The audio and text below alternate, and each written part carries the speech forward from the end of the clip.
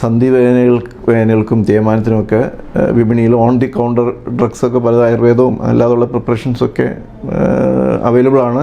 അത് ആളുകൾ മേടിച്ച് കഴിക്കുന്നുണ്ട്. പക്ഷേ ഞങ്ങൾ ഡോക്ടർമാർ അത് ഒരിക്കലും പ്രോത്സാഹിപ്പിക്കാറില്ല. കാരണം അത് പ്രോപ്പറായിട്ടുള്ള ഡയഗ്നോസിസ് ഇല്ല. അത് എന്താ കാരണം, എന്താണ് തേയ്മാനം, ഏത് അവസ്ഥയിലാണ്, എന്തുകൊണ്ടാണ് ഈ പ്രശ്നങ്ങളുള്ളത് ശരിക്കും സ്ഥിരീകരിച്ചിട്ട് എന്നിട്ട് പ്രോപ്പറായിട്ടുള്ള മരുന്ന് കഴിക്കാൻ നല്ലത്. സാധാരണയായി കണ്ടുവരുന്നത് ഇങ്ങനെയുള്ള രോഗികൾ 2-3 മാസങ്ങളോളം ഇങ്ങനെയുള്ള മരുന്നുകളൊക്കെ കഴിച്ചിട്ട് കുറവില്ലാത്ത പിന്നെ ഞങ്ങളുടെ അടുത്ത് വരും. അപ്പോൾ അതിൻ്റെ സ്റ്റേജൊക്കെ ചിലപ്പം വളരെയധികം കടന്നു പോയി കാണും. പല കാര്യങ്ങളും ചെയ്യാൻ പറ്റാതെ പോയ പല കാര്യങ്ങളും ഒരു വ്യക്തിക്ക് ഉണ്ടാവും.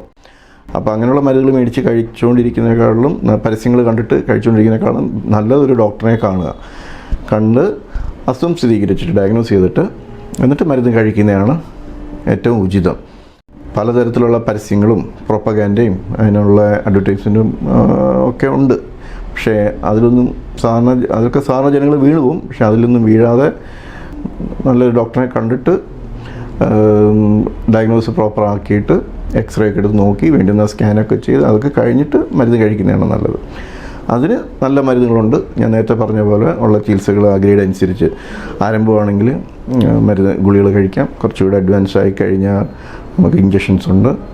പിന്നെ തീരെ ഓപ്പറേഷൻ ചെയ്യാൻ പറ്റാത്ത അവസ്ഥയാണെങ്കിൽ ഇഞ്ചക്ഷൻ ചെയ്തും റെസ്റ്റ് എടുത്തും അങ്ങനെയൊക്കെ മുന്നോട്ട് പോകാൻ പറ്റും.